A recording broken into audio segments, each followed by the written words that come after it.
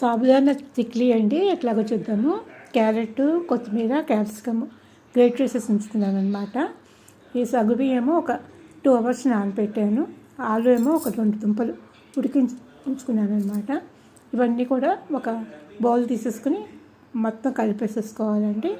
కారం ఏమో కొంచెం నేను వామిటాల కారం వేసుకున్నాను. వామిటాల కారం చాలా బాగుంటుంది ఇందులో వేసుకుంటాను. నెక్స్ట్ ఇవన్నీ కూడా వేసేసి స్మాష్ చేసేసాను అనమాట. శనగపిండి కూడా కొంచెం వేసుకున్నానండి.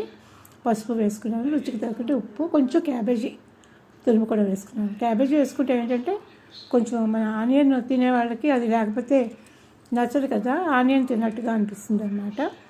మొత్తం ఇలాగ బటర్ పేపర్ తీసుకుని దాని మీద ఒత్తేసుకోవాలన్నమాట. స్టవ్ మీద పెట్టుకుని మీడియం దాంట్లో మనకి దీన్ని కాల్చుకోవాలండి.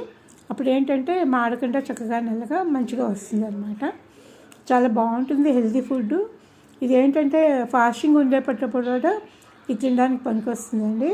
ఇందులో ఆలును సాబుదానా ఉంది కాబట్టి ఒకసారి ట్రై చేసి చూడండి.